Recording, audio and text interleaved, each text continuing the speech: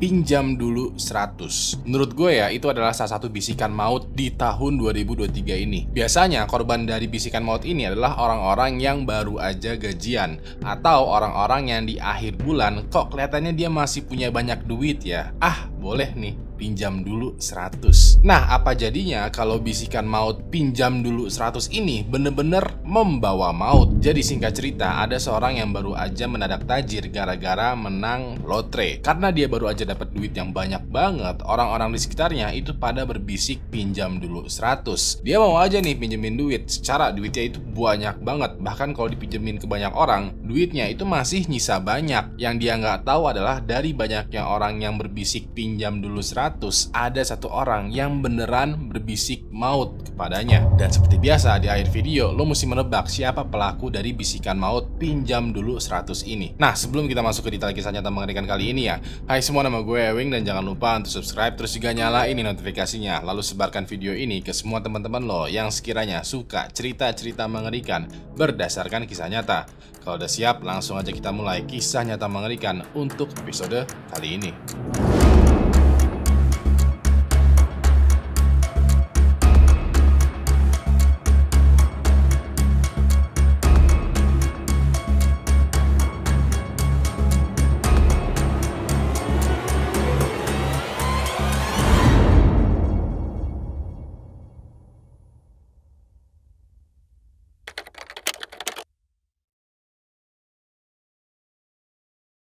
Pada tahun 2009, kantor kepolisian di Florida, Amerika Serikat disibukkan dengan hilangnya seorang miliarder yang sangat terkenal. Miliarder ini adalah seorang pria bernama Abraham Shakespeare. Dia merupakan seorang pria berumur 42 tahun yang beberapa tahun lalu baru aja memenangkan undian lotre. Bagi yang belum tahu, lotre ini adalah salah satu bentukan judi yang legal di Amerika Serikat, yang bentukan judinya itu mirip dengan togel kalau di Indonesia. Kalau togel itu bentuk judinya adalah lo mesti menebak satu persatu nomor yang udah dipasang oleh bandar. Kalau tebakan lo benar, maka lo bakalan dapat jackpot tuh. Tapi kalau tebakan lo salah, maka lo bakalan kalah dan kehilangan duit. Nah, bedanya dengan lotre adalah bentuk judinya lo mesti membeli semacam kartu atau voucher gitu, yang kalau digesek nanti bakalan keluar tuh nomornya. Bandar lotre nantinya setiap seminggu, sebulan, atau bahkan setahun sekali itu bakalan mengumumkan satu nomor lotre yang bakalan mendapatkan hadiah hiburan atau juga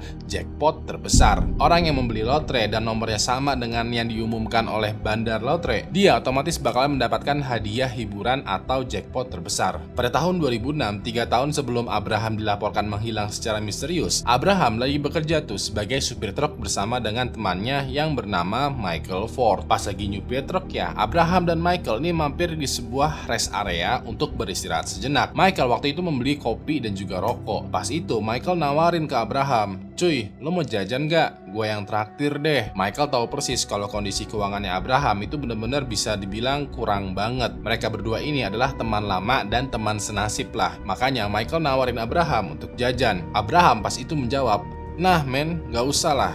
Cuman kalau nggak keberatan, bisa nggak beliin gua 2 tiket lotre?" Tiket lotrenya itu seharga $2 satunya. Kalau beli 2 itu artinya $4 atau senilai Rp60.000. Ya udah deh, Michael beliin 2 tiket lotre untuk Abraham. Beberapa waktu kemudian, pas bandar lotre mengumumkan hasil lotre, yang memenangkan jackpot super duper besar ternyata adalah Abraham. Pas itu Abraham memenangkan jackpot sebesar $30 juta atau senilai 450 miliar rupiah. Nah, si bandar itu menawarkan 2 pilihan ke Abraham. Opsi yang pertama, duit jackpotnya itu mau dibayarkan ke Abraham secara dicicil seumur hidup dengan potongan pajak, administrasi, dan lain-lainnya itu kecil. Atau opsi yang kedua, duit jackpotnya itu dibayarkan ke Abraham langsung sekali pada saat itu juga tunai jebret, tapi dengan potongan pajak, administrasi, dan lain-lainnya itu gede banget. Abraham pada momen ini memilih opsi yang kedua. Dia pengen duit hasil dia menang lotre itu dibayarkan langsung secara tunai jebret pada saat itu juga. Ya udah deh, bandar lotre pun menyerahkan tuh hadiah lotre ke Abraham yang udah dipotong administrasi, pajak, dan yang lainnya. Itu totalnya menjadi $17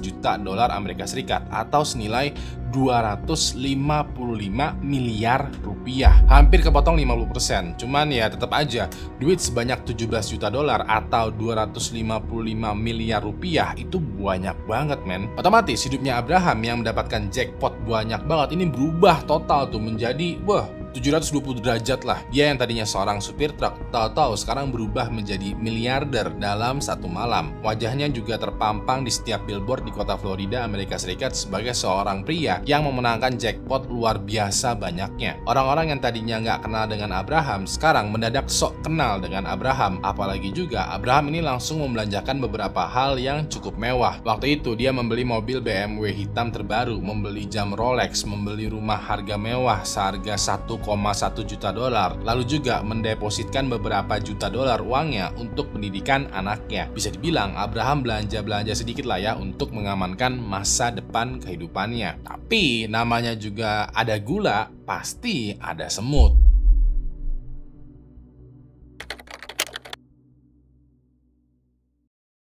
Begitu Abraham menjadi tajir, orang-orang mendadak sok kenal dengan Abraham. Mereka semua mulai tuh mendatanginya. Orang-orang ini tipikalnya adalah teman-temannya Abraham pas masih SD, teman masih di penjara, temennya temen lah, dan sebagainya. Nah, seperti yang udah lo duga, orang-orang yang nyamperin Abraham ini semua pada berbisik maut. Pinjam dulu 100. Dan ini bukan hanya 100.000 ya, tapi 100 dolar, bahkan 100.000 dolar. Orang-orang yang datang ke Abraham itu kayak pada minjem duit, tapi juga kayak minjemnya tuh kayak minta duit ke Abraham. Banyak alasannya. Ada yang pengen minjem duit untuk biaya pengobatan, biaya pendidikan, membayar hutang, dan juga ada yang pengen dibeliin rumah. Ajaibnya adalah Abraham itu dengan sukarela meminjamkan atau bahkan memberikan uangnya secara cuma-cuma. Lebih ajaibnya lagi adalah walaupun Abraham udah minjemin duit ke banyak orang, duitnya masih juga nggak habis-habis. Nah, Abraham bisa seroyal ini sama orang karena ya pada dasarnya dia pernah hidup susah dan dia ingin berniat baik. Diketahui ya, sebelum Abraham mendadak menjadi miliarder, hidupnya Abraham terbilang susah banget. Dari informasi yang gue dapat, Abraham itu drop out dari sekolahnya ketika kelas 7 atau SMP kelas 1. Karena pendidikannya kurang memadai, dia menjadi tidak mahir dalam membaca dan menulis. Dia juga dikabarkan sering keluar masuk lapas anak karena dia sering banget melakukan pencurian pada saat remaja. Begitu dia udah tobat, dia mulai tuh bekerja serabutan, mulai dari tukang sapu, cleaning service, supir truk, dan lain sebagainya. Sampai akhirnya pas dia memenangkan lotre, dia mendadak tajir dan juga mendadak royal karena ya dia ingin membantu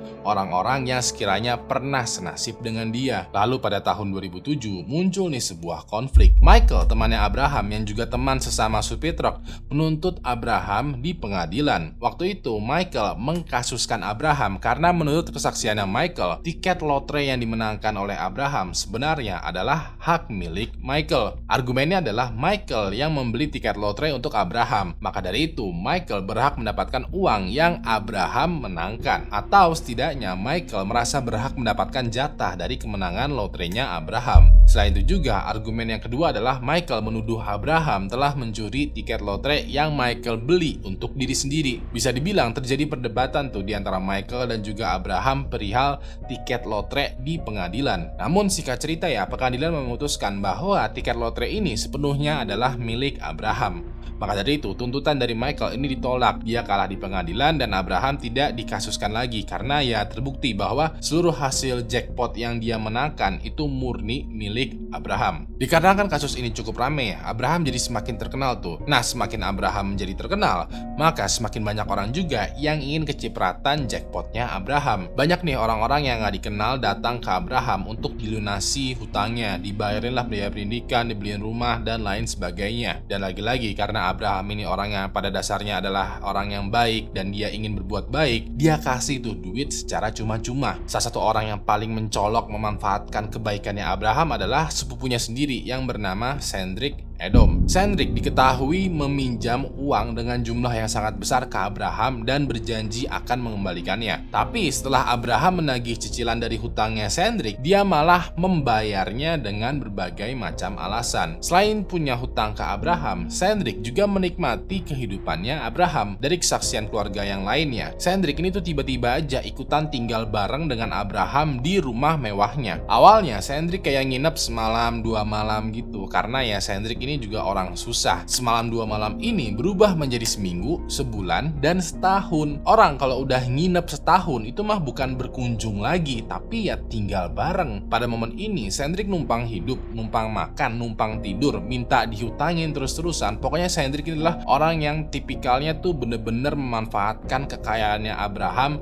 sampai ke tulang-tulang. Keluarganya sendiri bilang kalau Cendrik ini bagaikan lintah darah yang menghisap kekayaannya Abraham. Di satu sisi Abraham kayak nggak nyaman lah hidupnya digerogotin oleh Cendrik, tapi di satu sisi lain Abraham kayak ya udahlah ikhlasin aja. Mungkin hidupnya Cendrik sesusah itu, jadinya mesti dibantu banget. Pada momen ini Abraham hidupnya menjadi nggak tenang dong ya. Setiap kali dia pergi atau ada di mana selalu ada orang yang mintain duit ke Abraham. Bahkan ya di depan komplek rumahnya Abraham yang mewah aja itu ada orang yang nungguin kemunculan Abraham untuk dimintain duit. Di satu sisi Abraham pengen bantu, tapi di satu sisi lain kok semuanya jadi gue ya. Lalu di sekitaran awal tahun 2009 pas Abraham lagi stres-stresnya nih, ada seorang wanita yang bernama Doris Moore atau biasa dipanggil Didi Moore itu menghampiri Abraham. Didi diketahui adalah seorang penulis buku, pembuat film dokumenter, dan juga seorang businesswoman yang bergerak di penyediaan alat medis. Didi waktu itu memberikan sebuah proposal ke Abraham untuk menceritakan, menulis, dan juga mendokumentasikan hidupnya Abraham yang menarik,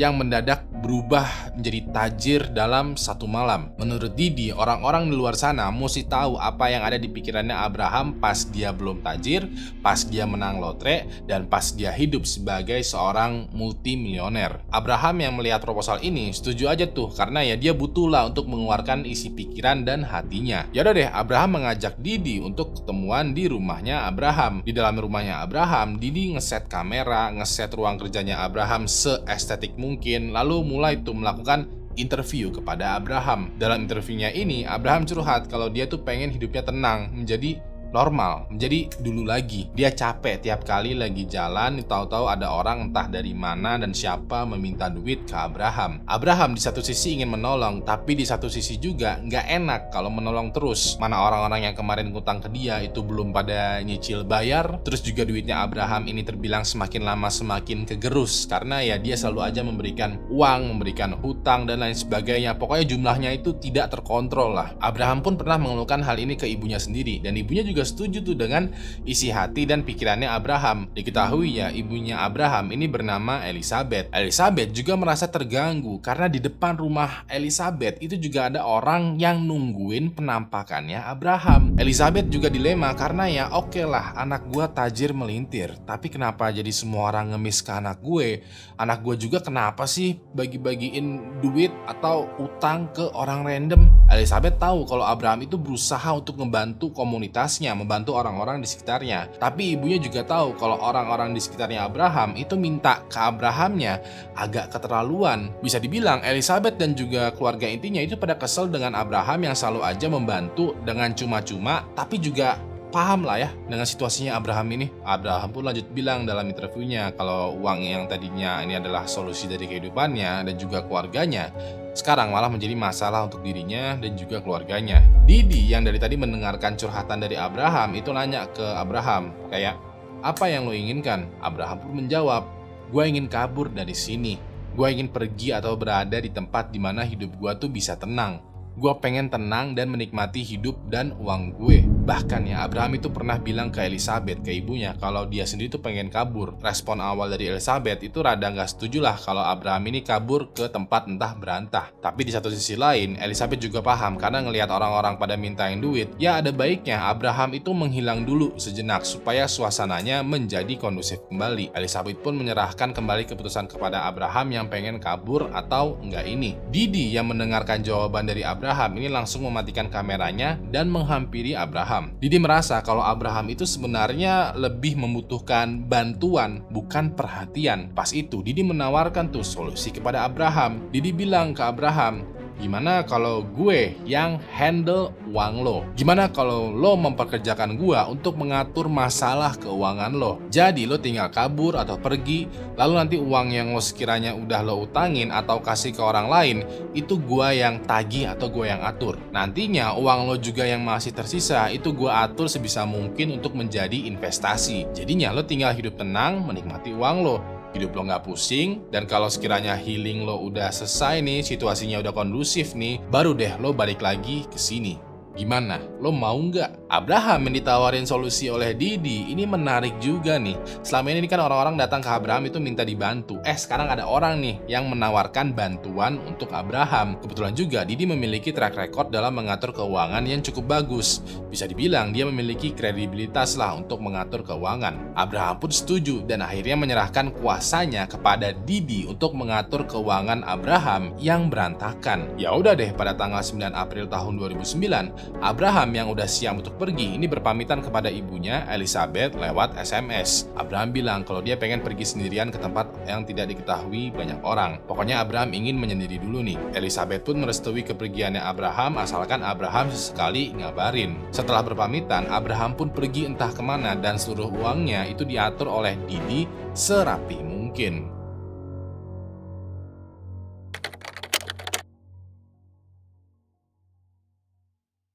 Lalu pada tanggal 9 November tahun 2009, sekitaran 7 bulan setelah Abraham pergi menghilang untuk menyendiri, seorang detektif yang bernama Dave Clark yang bekerja di kepolisian Florida, Amerika Serikat mendapatkan laporan yang menarik nih. Waktu itu, Sandrick, sepupunya Abraham, melaporkan kalau Abraham itu menghilang beneran. Detektif Dave yang menerima laporan dari Sandrick ini kayak ke-trigger karena dari awal laporannya aja ini udah aneh nih. Sedikit info ya, detektif Dave itu tahu dengan Abraham. Secara dia merupakan seleb lokal. Secara dia di kota Florida dikenal sebagai seorang pria yang mendadak menjadi multimiliarder dalam satu malam. Ditambah lagi dari laporan pertamanya Sandrick, dia bilang kalau Abraham ini menghilang beneran karena dibunuh. Nah, laporannya Sandrick ini menarik banget perhatiannya detektif Dave karena Sandrick tahu dari mana kalau Abraham itu dibunuh. Kalau Sandrick melaporkan Abraham itu menghilang dan mesti dicari, oke, itu masih dalam batas wajar lah. Tapi ini Sandrick bilang kalau Abraham itu menghilang karena dibunuh.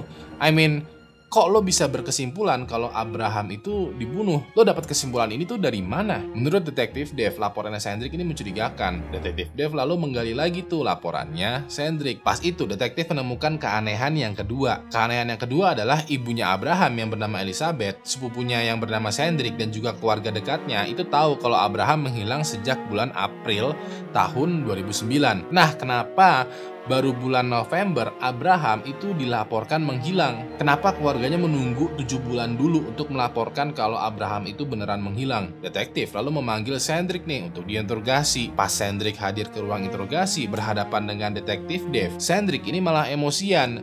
Dia kayak bilang, kok jadi gua yang diinterogasi? Gua yang melaporkan, tapi kenapa malah gua yang diinvestigasi? Detektif Dave berusaha menenangkan situasi ini, tetap kalem ya. Pokoknya tersenyum santai aja lah. Dia juga bilang alasan detektif memanggil Sandrick adalah karena dia yang melaporkan kalau Abraham hilang dan cuman dia doang yang yakin kalau Abraham itu dibunuh. Dalam hatinya ini mencurigakan nih. Detektif lalu juga bilang, coba deh utarakan pendapat atau pikiran lo sekiranya apa yang sebenarnya terjadi kepada Abraham. Sandrick yang masih emosian ini bilang, di antara seluruh keluarganya Abraham, cuman gua doang yang peduli ketika Abraham menghilang. Dia juga punya firasat, Abraham gak menghilang tapi dibunuh oleh temannya sendiri, entah itu Michael, Didi, atau siapalah, atau bahkan mungkin ibunya sendiri. Sandrick yakin bahwa Abraham tuh dibunuh sama orang yang pernah dia kasih hutang atau uang, atau orang yang punya dendam kepada Abraham ketika Abraham dimintain bantuan tapi Abraham gak kasih. Detektif Dave ini manggut-manggut mendengar kesaksian penuh emosinya si Sandrick, tapi dalam pikirannya dia ya, kalau Abraham menghilang dan dibunuh dengan motifnya adalah uang, hutang, dan piutang, Sandrick ini termasuk orang yang sangat mencurigakan loh. Sandrick juga termasuk orang yang berhutang kepada Abraham. Bisa jadi hutangnya Sandrick adalah motifnya dia untuk membunuh Abraham. Bahkan juga Sandrick ini orang yang sering tinggal di rumahnya Abraham ketika Abraham menghilang. Sandrick juga adalah orang yang melaporkan Abraham menghilang ketika ibunya Abraham sendiri tidak melaporkan Abraham menghilang. Sandrick juga satu-satunya orang yang yakin kalau Abraham itu dibunuh. Kayak Sandrick dapat kesimpulan itu dari mana? Kalau detektif Dave boleh menimbang dan memilih ya, Justru Cendric lah orang yang di hadapannya ini sekarang adalah orang yang paling dicurigai sebagai pelakunya. Tapi detektif Dave tidak bisa langsung menahan Cendric karena ini semua masih dugaan dan tanpa bukti. Jadinya setelah Cendric memberikan kesaksiannya, Cendric dilepaskan. Detektif Dave lalu menggali informasi nih mengenai keuangannya Abraham. Detektif Dave menemukan bahwa jumlah yang dihutangkan Abraham itu mencapai jutaan dolar. Orang-orang yang berhutang kepada Abraham itu juga banyak banget.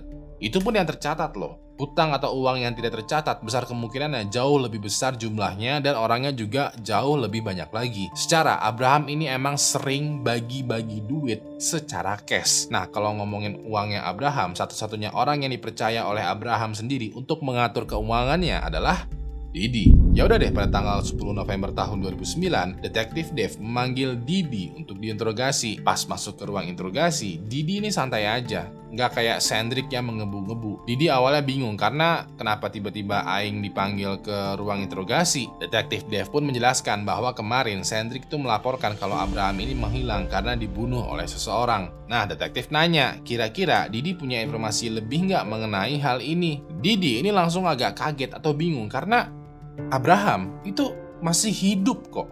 Gue masih sering loh bertukar kabar melalui SMS kepada Abraham. Dalam SMS-nya, Abraham dan Didi ini kayak ngobrol aja, kayak gimana kehidupan lo di sana, gimana kehidupan lo di sini, gimana kondisi keuangan, dan lain sebagainya. Sepengetahuan Didi adalah, ya Abraham beneran menghilang, pergi entah kemana, menyendiri, liburan, dan masih bertukar kabar. Detektif Dave pun juga bingung nih. Loh, kalau Abraham masih hidup, kenapa Cendric datang ke kantor polisi dengan emosian bilang kalau Abraham ini menghilang dan udah meninggal? Didi lalu bilang, well, Abraham sesekali pernah cerita dalam SMS-nya kalau Cendric dan Elizabeth, ibunya Abraham, kayak memaksa Abraham untuk menagih hutang-hutang yang telah diberikan ke orang-orang. Abraham ini nggak mau ngambil pusing dan selalu mengoper masalah penagihan hutang ini ke Didi. Nah, karena Didi adalah konsultan keuangannya Abraham, ya Didi mulai menagih hutang-hutang yang diberikan oleh Abraham ke orang-orang, termasuk juga ke Cendric dan juga anggota keluarga Abraham yang lain. Beberapa ada yang mau bayar, tapi Cendric pas ditagih, gimana juga dia nggak mau bayar hutangnya. Terjadilah cekcok di antara Cendric dan juga Didi. Cendric kagak mau membayar hutangnya Didi. Dia maunya membayar langsung ke Abraham. Tapi seperti yang kita tahu, Abraham itu lagi liburan, lagi menghilangkan diri, lagi menyendiri. Sedangkan Didi yang udah diberi kuasa dan juga diutus oleh Abraham, ya terus-terusan aja menagih hutangnya ke Cendric. Didi melakukan hal ini karena ya itu pekerjaannya Didi. Di sini dia cuman kayak kerja memenuhi perintahnya Abraham kok. Didi kayak berpesan, mungkin Cendric capek ditagih terus hutangnya, lalu melaporkan kalau Abraham itu telah menghilang. Secara kalau Abraham menghilang, Cendric nggak perlu lagi tuh ditagih hutangnya atau membayar hutangnya. Detektif Dave ini manggut-manggut aja tuh mendengar kesaksian atau pendapatnya Didi. Setelah ngobrol sedikit lagi, Didi pun dibebaskan karena ya detektif Dave tidak punya alasan dan bukti untuk menahan Didi sebagai pelaku. Investigasi pun terus berlanjut. Waktu itu detektif Dave mulai nih menginterview satu persatu orang yang sekiranya berhutang dengan Abraham atau sekiranya bermasalah dengan Abraham. Salah satu nama yang muncul adalah Michael, teman supir truk Abraham dulu, teman yang membelikan lotre yang dimenangkan oleh Abraham. Detektif Dave pun mulai menggali informasi mengenai Michael. Hasilnya adalah Michael dan Abraham ternyata udah lost kontak sejak pengadilan. Sedikit pengingatnya, Michael dulu kan pernah menuntut Abraham perihal tiket lotre. Michael kalah di pengadilan dan semenjak itu mereka lost kontak. Abraham pun diketahui ketika dia menang kasusnya ini, dia nggak dendam kok kepada Michael. Abraham bahkan sempat bilang kalau aja Michael meminta bagian dari jackpot lotre secara baik-baik, Abraham itu bakalan kasih secara cuma-cuma tanpa perlu pengadilan. Cuman karena melibatkan pengadilan ya, Abraham nggak mau nih kasih bagian jackpot lotre ke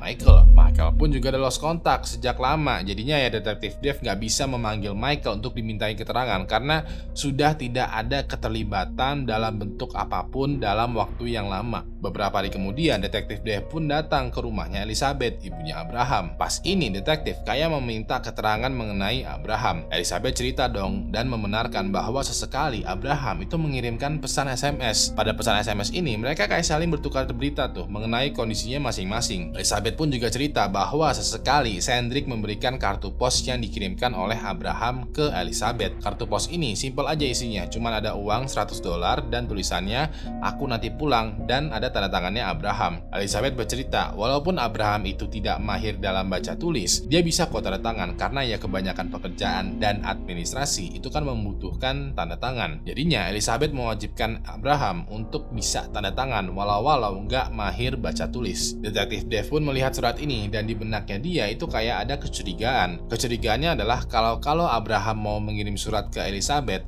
kenapa nggak kirim langsung aja? Kenapa mesti dioper dulu ke Cendric? Tapi di satu sisi lain, ya wajar sih ya kalau suratnya dioper ke Cendric. Secara Abraham ini orangnya nggak mahir membaca dan menulis. Mungkin Abraham meminta tolong kepada Cendric untuk dikirimkan surat ke Elizabeth. Lalu di akhir pertemuan, Elizabeth berpesan kepada detektif Dave. Elizabeth ini sebenarnya percaya kalau Abraham itu masih hidup, lagi menyendiri, lagi liburan, lagi menghilang. Secara dia sering banget bertukar kabar lewat SMS dan juga kartu pos. Tapi di satu sisi lain, Elizabeth jadi khawatir. Elizabeth kayak pengen percaya tapi juga curiga. Karena ya di satu sisi Abraham masih sering bertukar SMS, bahkan juga kartu pos. Tapi di satu sisi lain, udah lama juga nih gak ketemuan melihat langsung Abraham. Elizabeth pengen ketemuan dengan Abraham, melihat langsung dan memastikan bahwa anaknya tuh masih hidup dan baik-baik aja. Cuman ya, lagi-lagi setiap kali Elizabeth meminta Abraham untuk pulang, Abraham merasa kalau situasinya tuh masih belum kondusif. Jadinya ya gak bisa pulang dia. Jadi bingung juga nih Elizabeth, ini Abraham beneran dibunuh atau masih menyendiri? Pas itu detektif Dave pun merasa buntu karena kalau dilihat lagi ya, ini tuh kasus apa sih?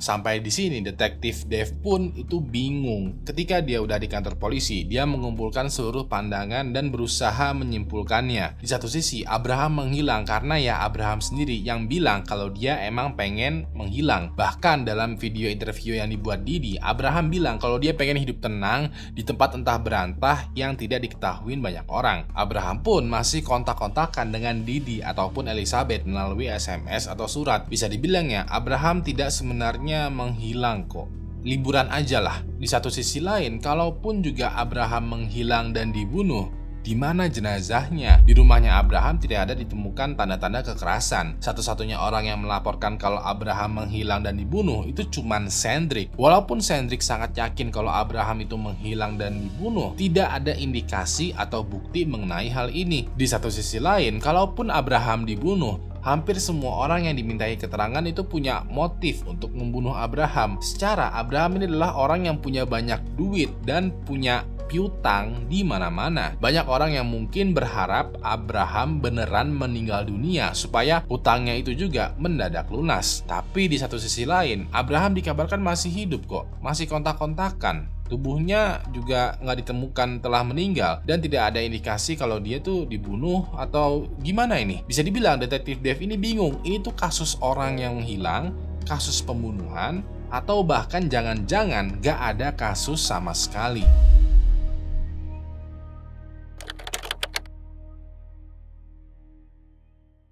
Lalu pada tanggal 26 Desember tahun 2009, pas lagi perayaan hari Natal, Elizabeth ini lagi duduk santai tuh ya menikmati suasana Natal. Pada saat itu, tiba-tiba aja teleponnya berbunyi.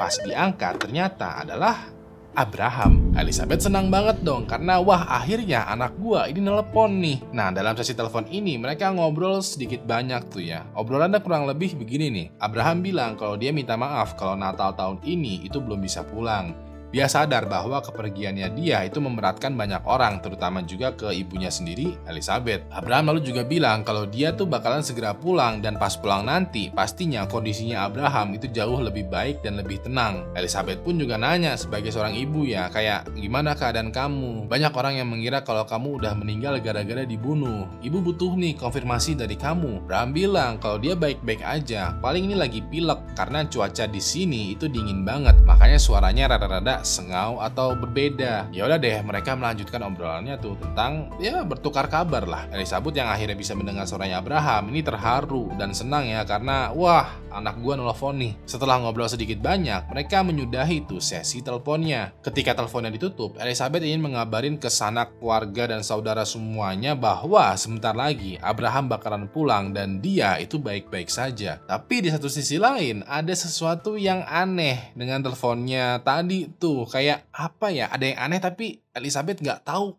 apa yang aneh. Elizabeth pun akhirnya memutuskan untuk menelepon Detektif Dave. Begitu teleponnya diangkat oleh Detektif Dave, Elizabeth langsung cerita bahwa dia baru aja tadi telepon sama Abraham. Elizabeth ceritain semua obrolannya dan Detektif Dave ini berterima kasih banget atas informasi ini. Begitu laporannya ini udah diterima oleh Detektif Dave, dia pun menutup teleponnya dan langsung memerintahkan seluruh polisi yang lainnya untuk segera siap-siap dan berangkat. Ternyata ya di balik layar, detektif selain menginvestigasi orang-orang yang dekat dengan Abraham, dia juga menginvestigasi nomor teleponnya Abraham. Jadi detektif kayak mendapatkan izin dari pihak provider telepon untuk men-tracking handphonenya Abraham. Begitu detektif dikabarin bahwa tadi ada telepon dari Abraham, dia langsung meminta provider telepon untuk melacak lokasi handphonenya Abraham. Ya udah deh, setelah dilakukan pelacakan, ketahuan nih lokasi handphonenya Abraham. Detektif Dave beserta polisi lain langsung pergi menuju lokasi dan dia akhirnya ketemu dengan seorang yang sedang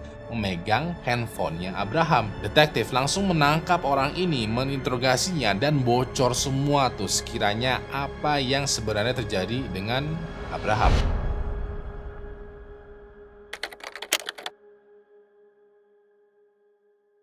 Jadi sebelum gue kasih tahu siapa dalang dari kasus menghilangnya Abraham, gue mau lo tebak duluan nih siapa dalang dari kasus ini. Pada kasus ini ada beberapa orang yang dicurigain sebagai pelaku atau dalangnya. Pilihan yang pertama adalah Cendric, sepupunya Abraham yang juga mempunyai banyak hutang dan juga menikmati kehidupan mewahnya Abraham. Pilihan yang kedua adalah Michael, teman supir truknya Abraham yang kemarin berusaha menuntut Abraham karena ingin mengambil bagian dari jackpot. Pilihan yang ketiga adalah Didi, seorang penulis, produser, dan juga businesswoman yang memiliki kuasa atas uangnya Abraham. Pilihan yang keempat adalah Elizabeth, ibu dari Abraham yang kerepotan juga ketika Abraham tiba-tiba aja menghilang. Atau pilihan kelima adalah Abraham sendiri. Ternyata dia tidak meninggal, ternyata dia beneran pengen menghilang aja, dan ternyata sebenarnya tidak ada kasus sama sekali. Gua kasih lo waktu 5 detik untuk memilih siapa sekiranya pelaku atau dalang dari kasus menghilangnya Abraham ini. 5 detik dari sekarang, mulai. Udah, gue mau lo tahan betul jawabannya karena gue bakalan menceritakan apa yang sebenarnya terjadi.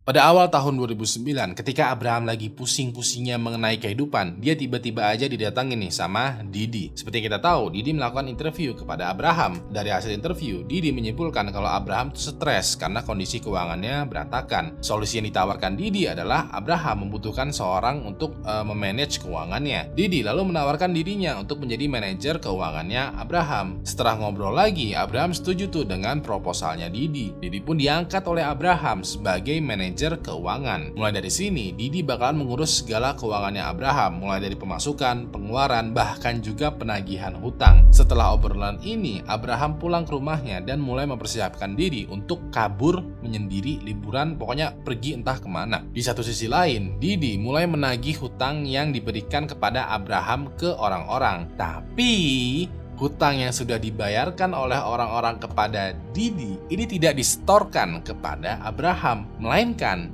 Didi gunakan uangnya ini untuk foya-foya, dia pakai untuk keperluan sendiri. Didi terus-terusan menagih hutang ke orang-orang, bahkan ketika hutangnya orang-orang ini itu tuh udah pada lunas. Pas ini Didi berdalih bahwa yang ditagih sekarang bukanlah hutang, melainkan bunga dari hutang. Nah, orang-orang yang terus-terusan ditagih bunganya, duitnya oleh Didi ini curiga dong, kok sekarang ada bunganya? Padahal pas ngutang ke Abraham itu nggak ada deal-dealan kalau hutangnya ini tuh ada bunganya. Orang-orang yang curiga ini melaporkan langsung kepada Abraham. Abraham pada saat dia menerima laporan ini ya posisinya dia itu lagi pengen kabur nih, pengen menghilang. Nah, untuk menghilang, Abraham tuh butuh modal dong, butuh duit, dan duitnya itu mesti duit cash. Dia memilih untuk memegang duit cash karena dia pengen bener-bener menghilang tanpa jejak. Kalau duitnya ini diambil di ATM atau di bank, nanti bakalan ada orang yang melacak jejak digitalnya Abraham, dan ujung-ujungnya ketahuan deh keberadaannya Abraham. Ya udah deh, Abraham memutuskan untuk datang ke rumahnya Didi. Tujuannya Abraham datang ke rumahnya Didi adalah dia pengen meminta hasil setoran uang cash yang udah dibayarkan oleh para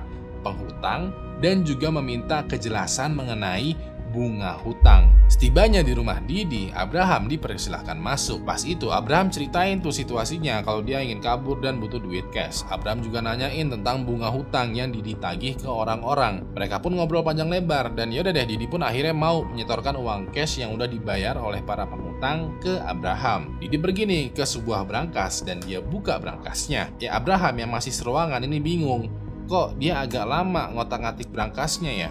Abraham nanya, "Hey, are you okay? Kamu nggak apa-apa kan?" Didi pun balik badan, menodongkan pistol ke Abraham dan bilang, "Yes, aku nggak apa-apa." Dalam sekejap, Didi langsung menembakkan 2 peluru ke Abraham. Tembakannya mengenai dada, menembus jantung dan juga paru-parunya Abraham. Dengan seketika, Abraham pada malam itu meninggal dunia. Kalau lo belum ngeh juga, pelaku dan juga dalang dari menghilangnya Abraham adalah Didi. Begitu Abraham udah meninggal dunia, Didi lalu memasukkan kembali pistolnya ke dalam brankas. Dia pun jalan ke arah Abraham, mengambil handphonenya Abraham dan menyeret tubuhnya Abraham ke belakang rumah. Di sana dia gali tuh tanah halaman belakang rumahnya menggunakan skop. Sekiranya lubangnya udah cukup dalam, dia lalu mengubur tubuhnya Abraham. Selanjutnya, Didi membersihkan seluruh noda darah dan juga bukti yang ada di rumahnya. Dia bersihkan seluruh isi rumahnya supaya tidak ada jejak-jejak dari keberadaannya Abraham. Pas pagi harinya, dia menelepon jasa konstruksi untuk memasang beton di halaman belakang. Jasa konstruksinya ini nurut-nurut aja karena ya mereka nggak tahu apa-apa. Mereka pun mengecor halaman belakang rumahnya Didi tanpa mengetahui bahwa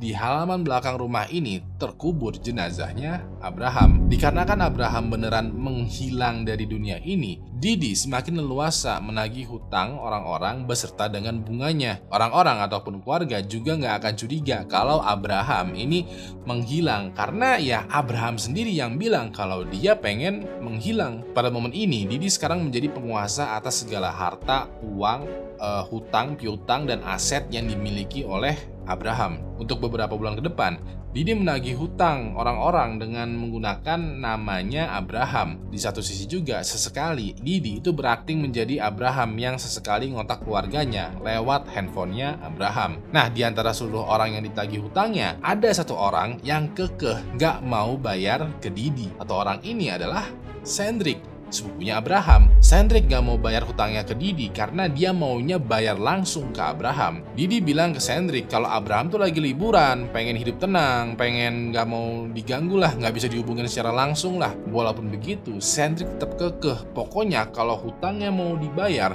gue cuman mau bayar langsung ke Abraham. Didi pun juga satu sisi kekeh nagih hutangnya Sendrik. Di sini Sendrik curiga. Dia punya feeling kalau ada yang nggak beres nih dengan Abraham. Kok dia sampai segitunya nggak mau diganggu? Kok nggak mau dihubungin?